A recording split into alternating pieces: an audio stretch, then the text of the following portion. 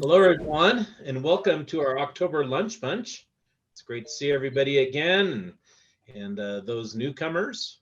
It's hard to believe we're over halfway through our semester. I hope that you were able to attend homecoming earlier this month. We enjoyed having so many of our alumni back on campus, and we're able to recognize several of them for their contributions to Mines at our Boots and Barrels events. We had a full house at the stadium. It was just exciting to see so many people turn out and be back on campus. But it's always great to see new faces at Lunch Bunch. And for those of you who do not know me, I'm Andy Flynn, class of 86 and 98, and Director of Alumni Engagement here at Mines. If this is your first Lunch Bunch, welcome. And for those of you who are regular attendees, thank you for your continued interest and support, and welcome back. We're glad to have you with us today as we continue our monthly look at people and programs that make Mines great. Today, we welcome Dr. Braylon Pantel to our program and to Mines as our new Vice President of Student Life. I had the pleasure of meeting her on her first day on the job, I believe, at Ordiger Camp, which was a lot of fun.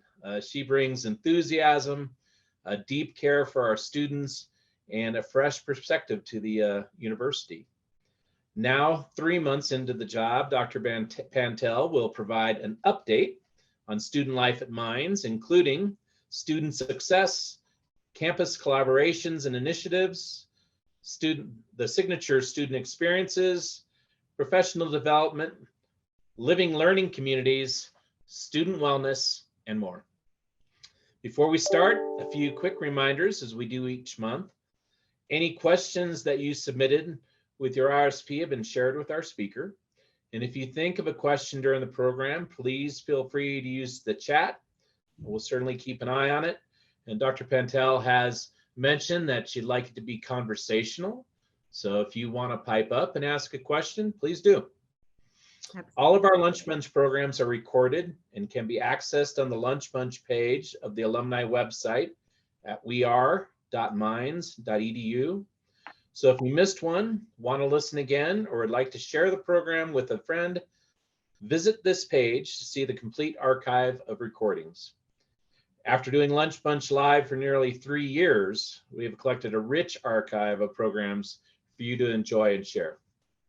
And lastly, if you have ideas for future speakers or topics, we want to know about them. So please contact me or anyone in the alumni office with your suggestions. With that, join me in welcoming Dr. Braylon Pantel to Lunch Bunch. Braylon. Andy. Hi, everyone. Glad to be here. I had a chance to sit in on one of the lunch bunches. I think it was maybe my first month on the job, and it was neat to get a chance to get a glimpse of some things happening elsewhere at the university. So hope that our time together is informative and useful, but as Andy mentioned, definitely pretty casual and conversational. And so I do have some slides prepared to give you kind of some high level information about some of the things within student life that are happening and kind of forthcoming, but also would really love to take questions that any of you might have, as well as any ideas or things that you think might just be worth kind of pitching my way for conversation, consideration, response, that type of thing. So do feel free to kind of jump in at any point with questions that you may have, but I'll sort of start by taking it away. So wanted to start by just talking a little bit about who I am and kind of what brought me to Mines. I am indeed about 3 months into my tenure here, so very much still in the listening and learning phase of my time at Mines. And so consider this, frankly, a part of that, right? An opportunity to listen and learn from, I think there's probably some alumni in the audience. I think there's some staff and faculty, perhaps in different areas. I do see a few familiar faces, but I see more names that I don't know than names that I do know. So this can kind of continue to be a part of my, as I have here in this first bullet, get to know you meeting series that I've been engaged in for some time here. But a little bit about me. I I've been living and working in Colorado in higher education for the last 20 years. So while I am new to Mines, I am not new to Colorado. My family and I live over in Arvada, and so not too far of a commute over here to campus. It's been actually fun to get to work and be a part of now a community that's really been kind of a backyard place and destination for my family for some time living in Arvada. We have been coming to Golden frequently for various different things, community events and activities, and Mines has sort of been on my mind and been on my radar for some time. So it's really wonderful to be here for a number of reasons, but certainly I'd like to make the point that I'm not too far away and have familiarity with campus from that vantage point. You know, I came to Mines for a number of reasons, but a really primary driver for me was the opportunity to be able to be a part of a really focused academic environment where student learning is really the priority, and also this idea that Mines is truly a community. And I say that with intentionality. This notion of community in higher education is really important to me. It's something that I think adds tremendous value to the student experience when students know that they're not just going to class at a particular institution, but they really belong to a community, and they are engaged in that community with their faculty, with various programs and opportunities, but also with one another. The sort of peer-to-peer support network and community is something that I am really motivated to develop and continue to grow here at Mines, but certainly recognize that I'm coming into a place that has already tremendous tradition and legacy and really strong network and community already in place, which is pretty exciting for me. So what have I been doing the last 3 months as I've been kind of acclimating to my time at Mines? As I mentioned, I've been spending a lot of time in kind of get to know you meetings with faculty, with other staff, with some alumni, with some external partners. But I've also been trying to sort of experience the Mines experience through sort of the eyes of students. And so that's been getting out to a lot of different activities and events and games for students, and trying to kind of spend time with students. And that's been both through formal meetings and engagements, but it's also just sort of informal interactions as I'm waiting in line for a Starbucks coffee just down the hall. I'm coming to you today from my office in the Student Center, so certainly the Starbucks draw is strong in my space, or just walking around on campus and seeing students from a student organization, maybe out on the quad, recruiting other students to join their ranks. And so I'm popping by and asking them to tell me a little bit about themselves and their organization. So that's been fun to try to get to know some students that way. I'm also on social media, recognizing that many of our students are using social media as a platform to connect and kind of share their pride in themselves and their experiences and time in Colorado and at Mines. And so I'm on Instagram at Braylon Pantel. If you want to follow me there, I'm having fun kind of documenting some of my experiences thus far. You'll see the sort of middle picture here on the screen is me on the MClimb. So an example of one of the many activities that I'm trying to immerse myself in and take part.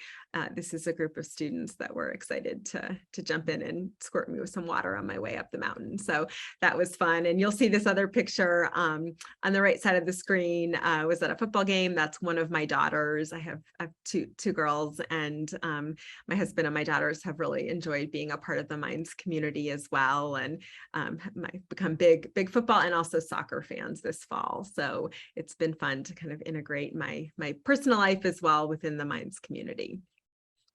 So one of the things that people ask me a lot when I say, hey, I've got this new role at Colorado School of Mines, I'm the Vice President of Student Life. They say, well, what is student life?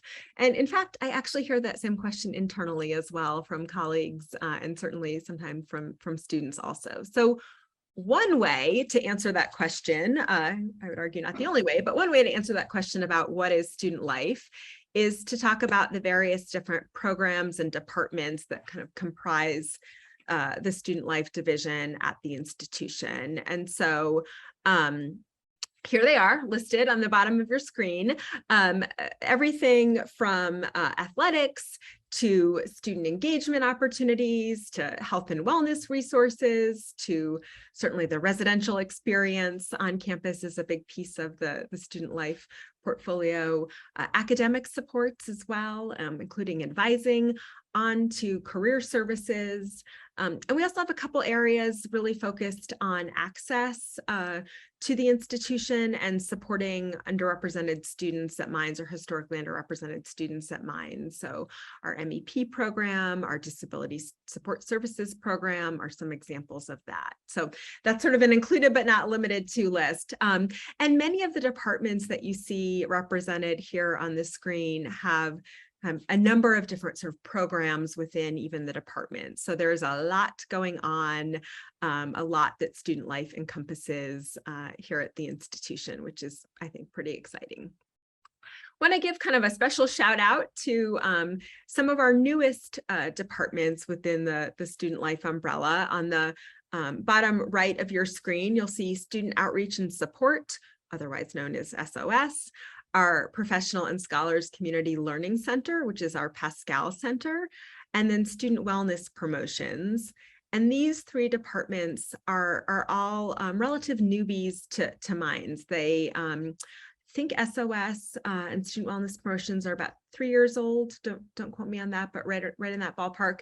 And the Pascal Center just wrapped up its inaugural year. So we're heading into the sort of second year of its existence here as a really important part of the Mines community. So I share that and highlight those as an example of the ways in which student life has evolved in recent years. And clearly can take no credit for that. I want to give shout out to my predecessor and the fabulous student life team that has continued to work to look at how are our students changing? How is the institution evolving? And what does student life need to do to ensure that we are appropriately meeting the needs of our students, responding to the sort of demands of our communities, that we can create the most excellent experience here that really contributes to this notion of the signature student experience that we as an institution have committed to prioritizing.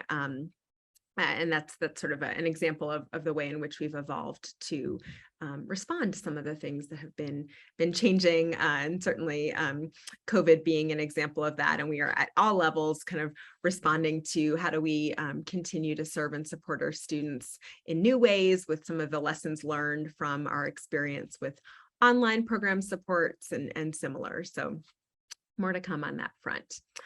Another way to sort of answer this question, sort of what is student life, is to think about it more through maybe a lens of purpose, kind of what is sort of the role of student life within the Mines community, kind of why do we exist? And a couple of things I want to sort of share on that front. You know, I'm new, so as I've been learning the student life way, learning the Mines way, I've been asking staff who have wonderful perspective and knowledge, and I've also been asking students, you know, what is student life and what role do and can and should we play here on the Mines campus?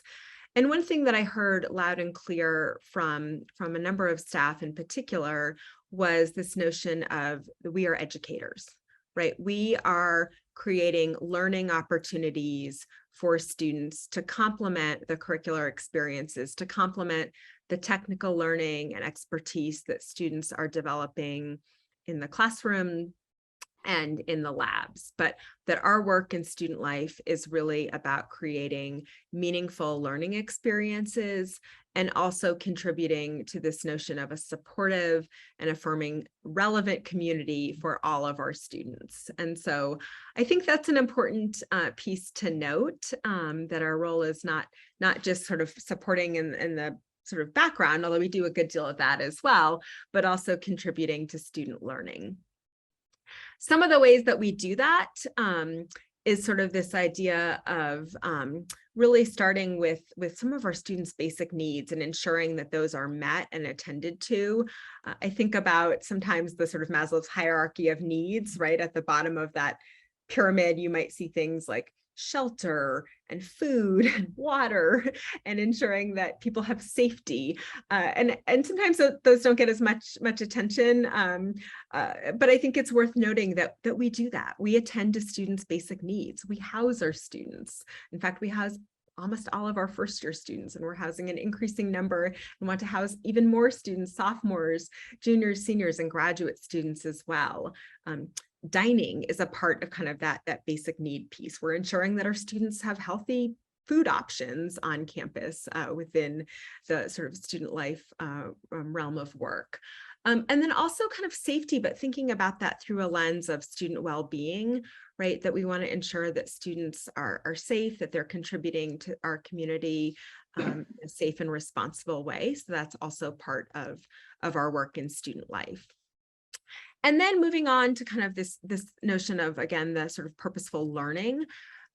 We are all also engaged in helping students develop skills that are going to serve them well, not just while they're here at Mines, although we certainly care about that as well. We want to ensure that they are successful at Mines, that they can graduate from Mines, but also that our students are set up for success beyond, right? So that it's, when they're out there and they're in that first job, that it's not just a job, but it's really a launch for their career, and that they're prepared with skills like leadership skills, team building, how to perhaps navigate through conflict, how to speak publicly with conviction about ideas that they have that they may want to advance.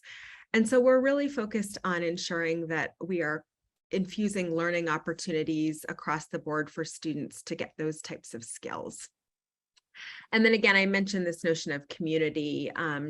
I think that can't be understated, that we need to be creating conditions where students can build their networks of support that will serve them well and are really critical to navigating the Mines experience, but also really kind of paving the way for that notion of networking and being part of a community, and specifically the Orr-Digger community, sort of even beyond post-graduation, as I think is probably evidenced by many of you who are joining us who are alumni here today.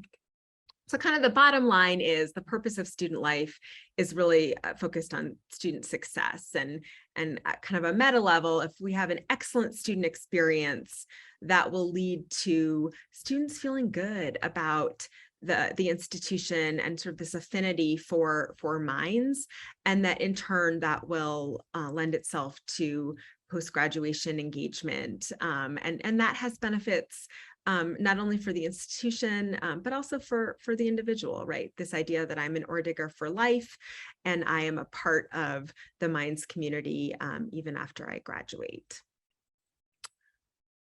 Move along here. And this is a slide that I actually had shared with some students earlier, but I thought was relevant here just to kind of look at sort of the Orr-Digger experience, perhaps through the lens of all the things that are available to our students. And I won't go through all of this, but I think just helpful to see kind of the array of things happening and the ways in which students are kind of creating opportunities for engagement. Our student organizations are really a powerful force on campus. There are over 200 different student organizations, everything from academic honor societies to gaming clubs and all sorts of kind of fun things in the mix as well. But these are student-led, student-driven, and really key contributors to kind of the experience of being an Orr-Digger on campus these days. Fraternities and sororities, our multicultural engineering program, the MEP program, supports 5 student organizations as well. We have a ton of activities on campus in any given semester, and I'll highlight a few of the things we have coming up here in a bit, so I don't want to spend too much time on that now. But the residential piece is also really important. We've moved to housing a lot of our students in what we're calling our signature learning communities, so that students who share either a common interest or want a particular type of experience in their residential community can either select into or apply for a signature learning community and then be housed in a floor or on a space that is with other students who have a shared interest or a shared identity, and building kind of the community connection in other ways as well. Athletics is certainly another really important part of the Minds student experience. And I want to highlight a couple of the things we have going on here in a little bit. But for those not as familiar, it's 18 Division II varsity teams. I just was meeting with David Hansberg, our athletic director, this morning, and all of our fall sports are ranked at this point. We are having a really fantastic fall, and it's been great, as I mentioned earlier, to get out there with my family and be able to take in the Minds experience on the sidelines of the football games, soccer games, and more. It's been great to see that. But our student athletes are really play a really important role on campus, not just on the field and in the courts, but also in the classrooms. And we have a tremendous amount of success with a number of students receiving the All-American awards. Last year we had 21 academic All-Americans and 42 All-Americans. So pretty notable there, and want to give them a shout out for sure. Couple other fast facts that I just thought were interesting, so I wanted to share with this group as I was thinking about what might be relevant to offer.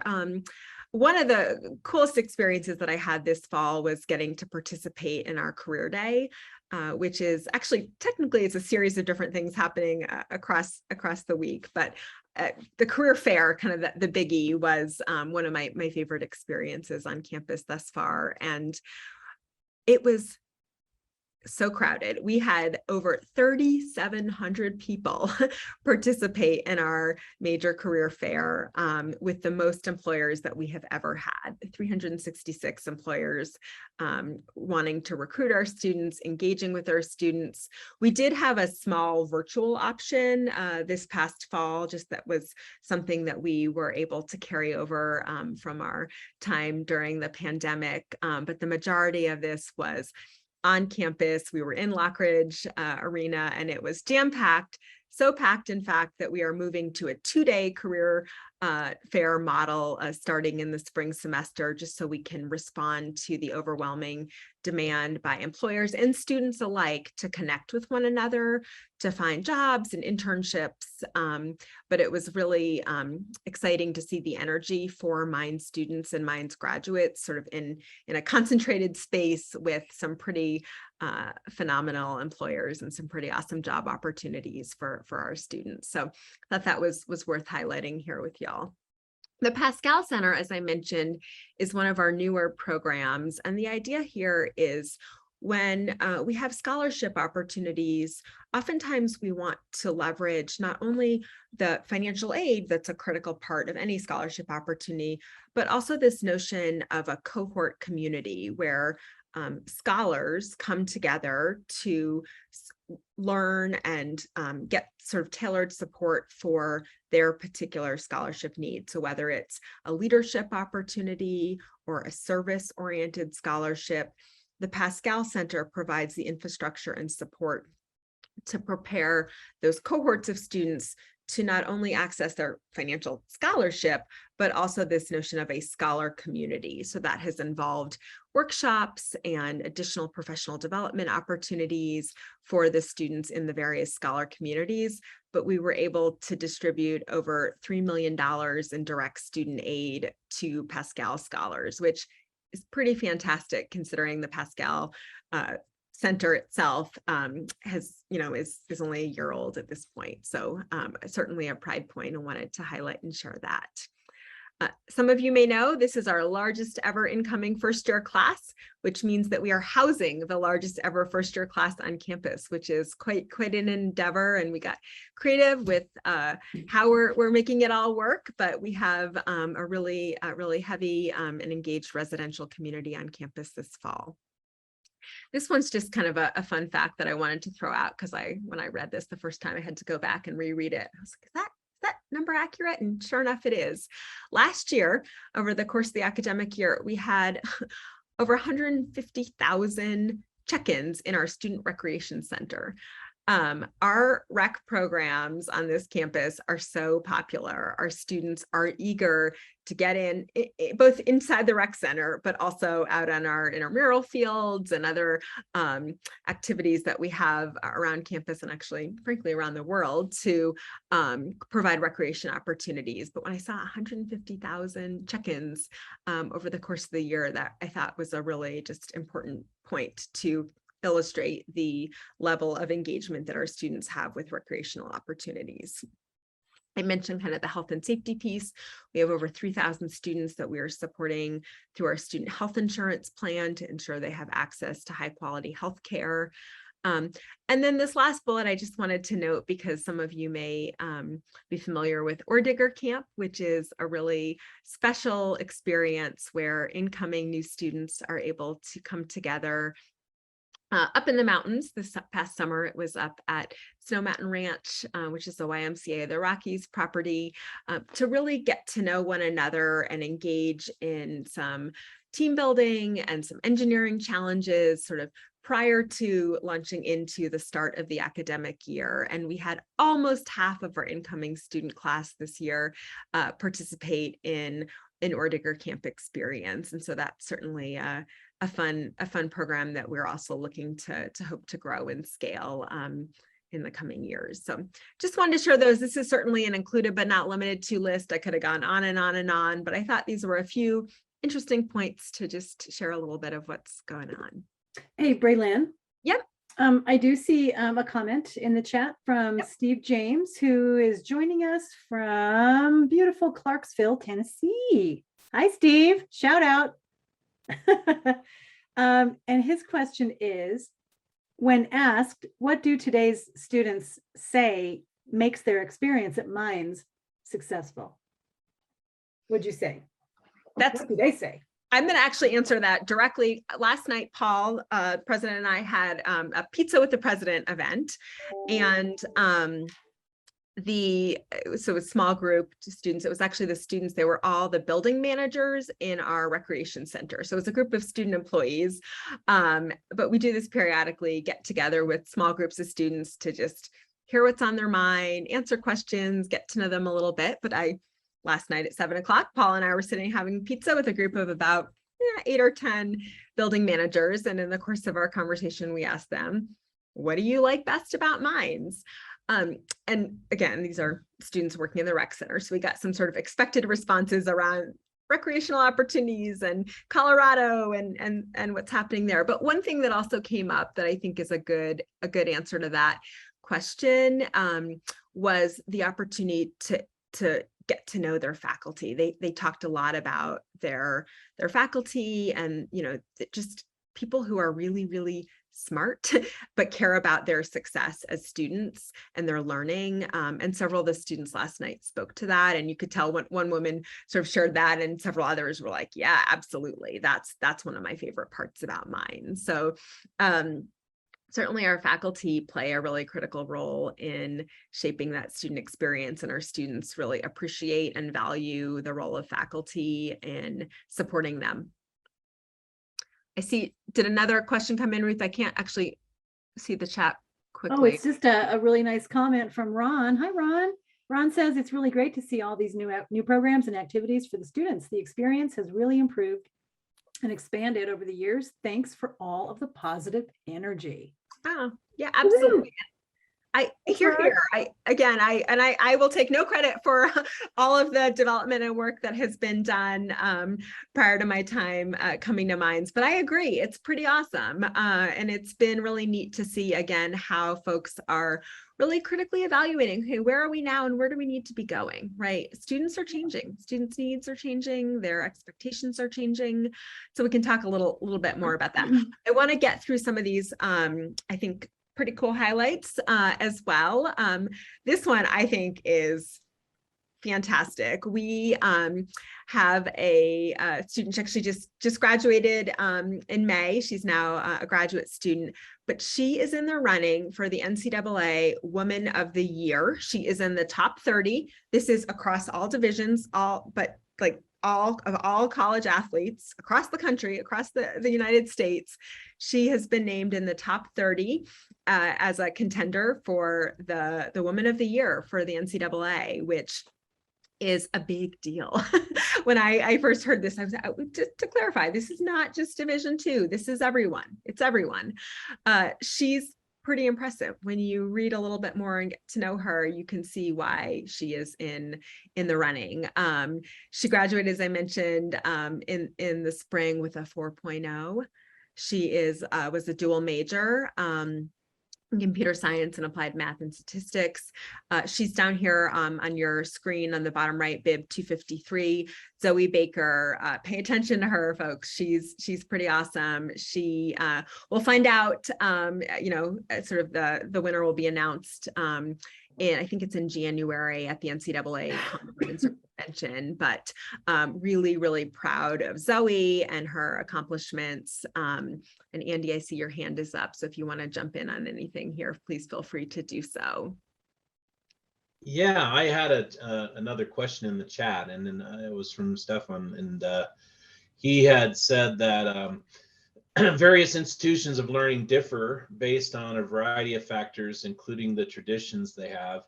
Based on your experience working in higher education since the beginning of your career, I'm curious to know if there are unique attributes that you believe makes the Orediger spirit and students at Mines unique than other colleges you've worked at. Yeah, great question. Yes, I think the short answer is yes. I think one of the things that is, and I knew this, I think I thought I knew this coming into, when I applied to work at Mines, I applied for this job, but now I see it play out every day, is our students from the get-go share a passion and commitment to their academic pursuits, and specifically in engineering and STEM, right?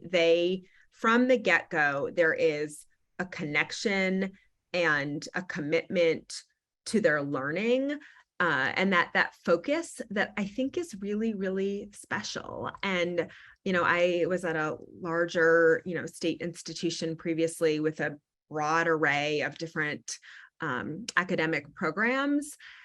And it was at times a lot more challenging to find connection and to build community.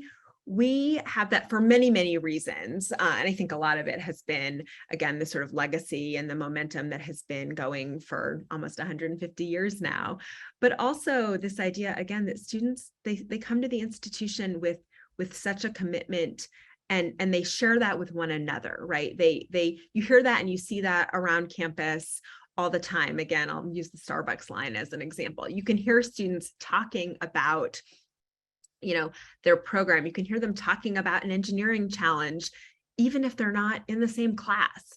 And that's really, I think, pretty unique to the Mines experience. And you add to that, again, this sort of legacy of Mines that has been developing. I mean, all of the stuff, the MClimb that I was hearing about and then got to experience. I haven't even yet experienced an E-Days. I'm hearing a lot about E-Days, and I haven't had that experience yet, but I'm really looking forward to that. So I think it's kind of the combination of tradition, but also students who are really, really focused and committed to learning and to doing some really meaningful work.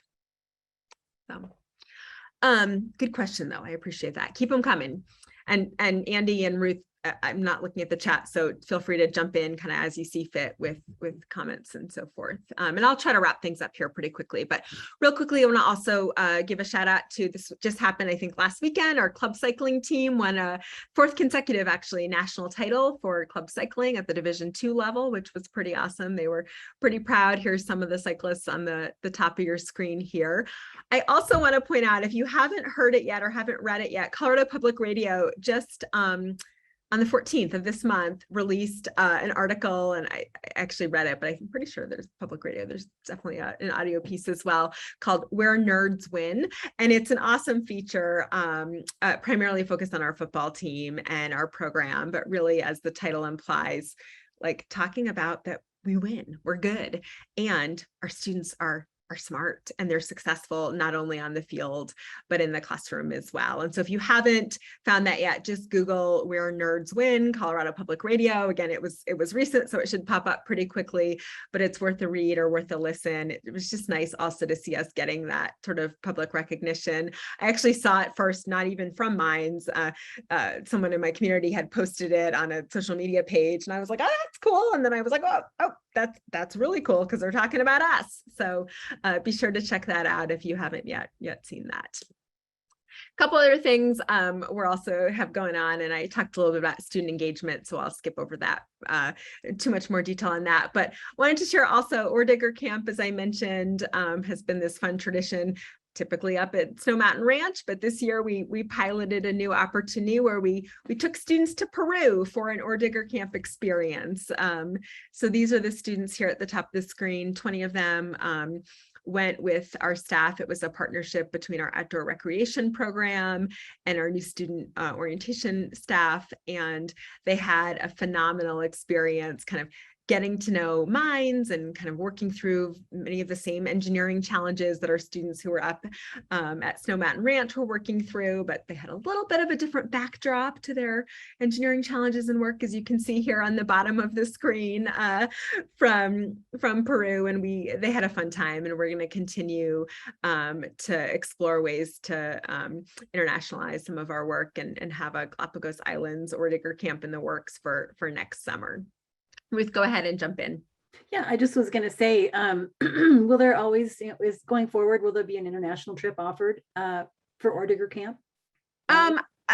We're planning it for next year. I think we will continue to evaluate. I think the hope is, yes, we want to continue to offer that. There was a lot of interest in it. I think it sold out pretty quickly. Students Wow. to opt in. We'll see. I think, we need to continue to evaluate things. This was just the first year we've done it, but certainly it was successful, and we hope to That's awesome. report back on the Galapagos Islands next. I'm assuming it's in August. I don't know that the specific date has been nailed down yet. So Great. fun. Yeah. Couple other things. These are just some examples of some of the things we have going on. This top left, Exercise is Medicine, is really a kind of collaborative initiative that is prioritizing students' health and well-being, and this idea that being physically fit and active is a part of our healthcare. And so we have some fun things going on starting next week, actually. I did a little video promotion about this earlier, so I'm excited to see how some of this plays out. But again, really responding to that strong interest from our students in being active, in engaging in recreation activities, and kind of using those opportunities to kind of round out their Minds experience. We're doing a lot in our MEP program around helping students sort of see themselves in various professional settings. You also see that on this image on the bottom of your screen is from our VIP program, which is our professional development focused program within the Pascal Center. We have a speaker coming in from NREL to do a workshop around kind of how do I integrate my personal values into the workforce in a way that is appropriate and will feel right for me, but also help me be successful in my career. And again, we're talking with students about that stuff now. While they're here at Minds, they can do some of the work and kind of get familiar with some of what that might look like, so they can take that with them to that perhaps first job and kind of launch into their career. The Every Ore Digger initiative is one that I just want to spend a minute on quickly, and then I'll wrap things up and hopefully take some more questions. But it's this idea that student health and well-being is not exclusively sort of the role of healthcare providers. Absolutely, our healthcare providers, our counseling center, our health center plays a critically important role in providing healthcare services to our Minds students. But really, we want to look a little bit more holistically at student health and well-being, and think about things like social and emotional health and well-being. Oops, got ahead of myself there. And other dimensions of that, so that students can really sort of be their best selves and get the type of support that they may need through not just sort of the clinical services, but also through their friends, through their faculty, through the interactions that they're having across campus and the residence halls, that we sort of come together in community and prioritize student health and well-being, in particular with some focused attention on students' mental health. We know our students are sometimes really, really stressed out. We know they're dealing with some heavy challenges. And so we want to be attentive to that, but also really look at ways that students can access good services sort of outside of the clinical setting to support their overall well-being. And there's a heavy emphasis and tie-in with our rec center as part of this Every Oredinger initiative. I think you saw their logo on that Exercises Medicine flyer on the previous slide. Just one more plug, we've got something going on this weekend. In addition to the football game, we have a friends and family weekend. This is just sort of the top of a flyer that is, I think, a 2-pager that has a slew of different activities so that students can really bring their friends and their family to their Minds experience. This QR code here will take you to the full schedule. We're doing everything from tours at the Edgar Mines to some special tailgating to a number of other things happening across campus. You'll see different departments have stepped up to offer open houses and ways for students to bring, mom and dad perhaps, or brother, sister, you name it, to come sort of check out and get a glimpse into their Minds experience. And I personally see that as really valuable. I've talked a lot with folks about ways that we can intentionally engage students, family and friends as kind of partners in supporting the Minds experience. I think that will serve our students. I think it will serve all of us really well to kind of expand that networks that family and friends are at the ready to help their students perhaps identify the right opportunities to engage in here at Minds. Yeah, Andy, jump on in. Yeah, a question is Student Life participating in International Day this year, as it's grown a lot over the decades? And an add-on to that was what day will Mr. Jerome be speaking at Minds? Good question. I don't, the speaker, I have an answer to that, but it's not in front of me. So let me get that to you. I think it's next week. Don't quote me on that. But I will get that to you. I'm looking at my notes. No, I don't have the full flyer in front of me, but we'll follow up on that piece. It's either next week, I think perhaps the week following.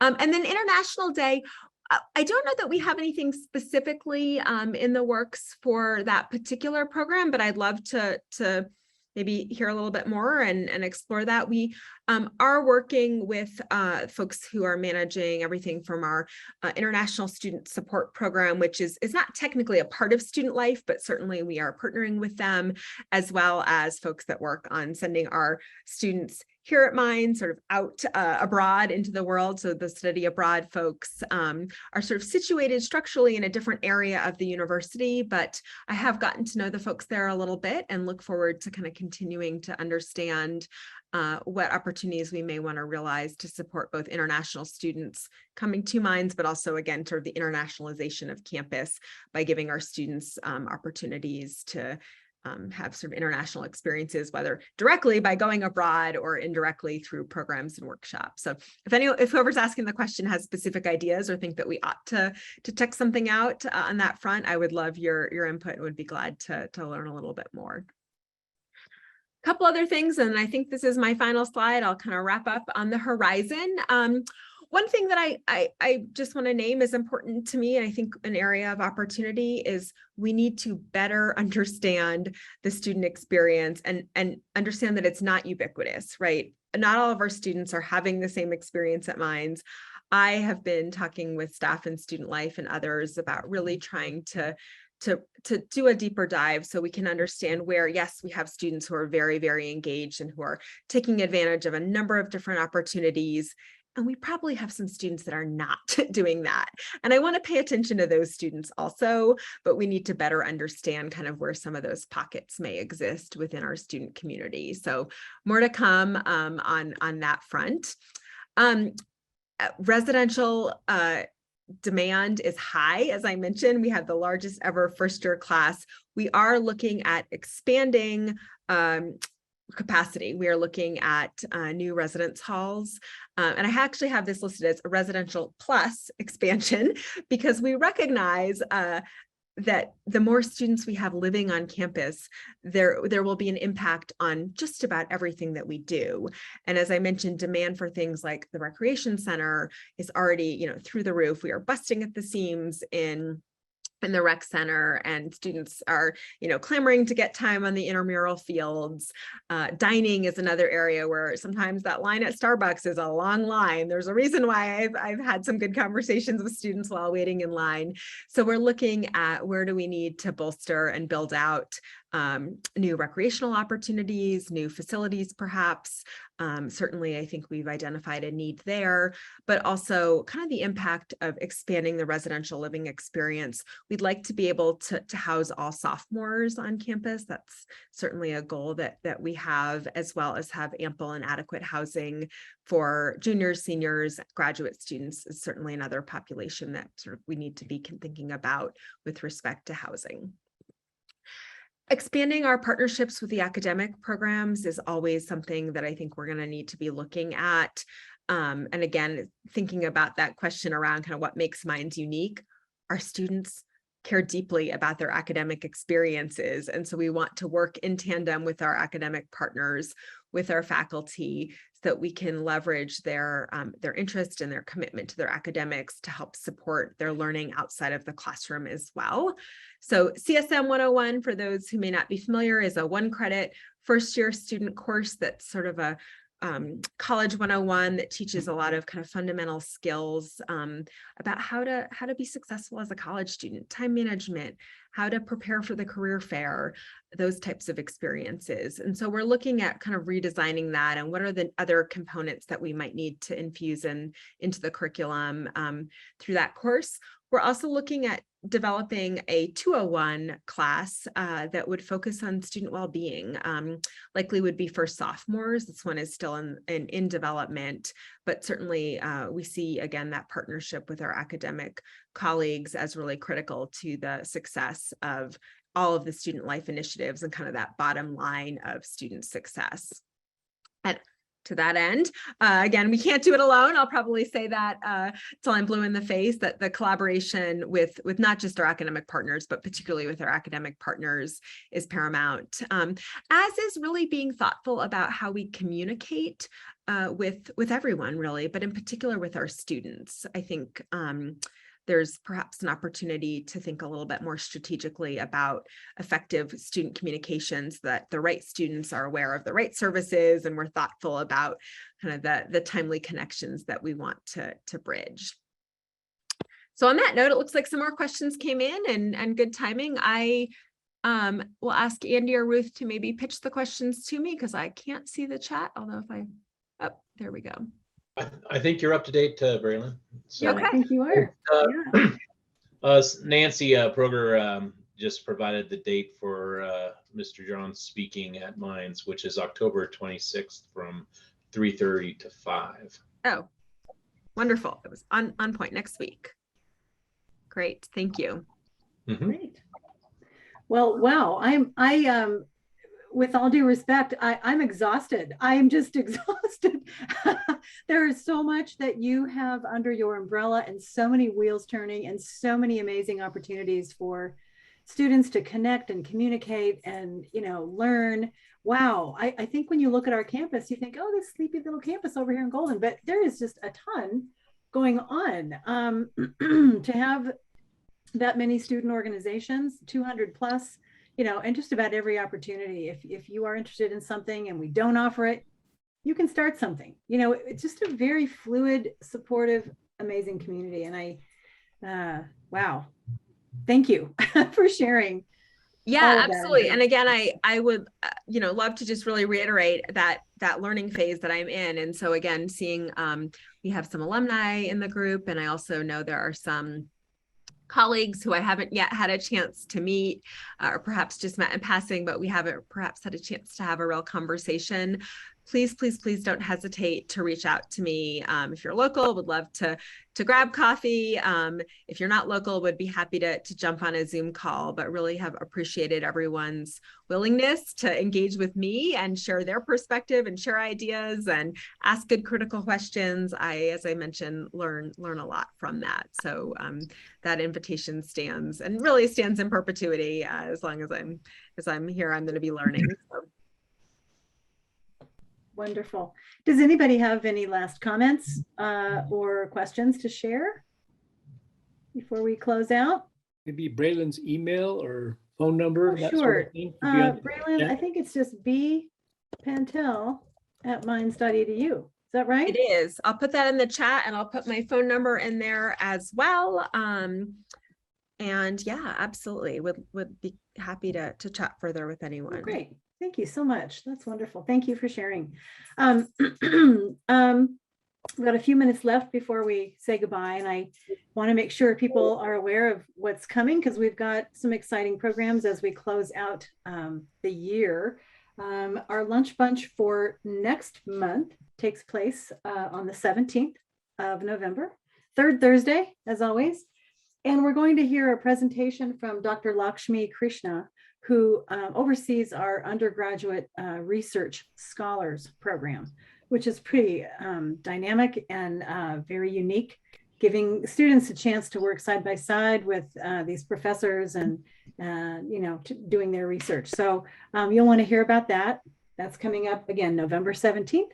And then as we do each year, we always close out the calendar year with a special lunch bunch with President Johnson. This will take place on campus, so it is in person. And it's just basically a campus update and Q&A, which is always so much fun. We always get lots of interesting conversations going when we do this. So if you are local and would like to come over to campus to join us, we would encourage you to sign up sooner than later, as space is limited. And then as we get into 2023, we haven't posted this yet, but we'll be doing this soon. We'll be hearing from Sam Spiegel, who is directing the Mines Online program. And that's a huge initiative. A lot of people are curious about it. And so you'll get the overview from Sam, and that's in January. So with that, thank you, Braylon. Wonderful. And thank everybody for taking the time to join us. This has been really, really helpful. Have a wonderful afternoon, everyone. It was nice to meet folks. Thank you, Carolyn. Take care, everybody.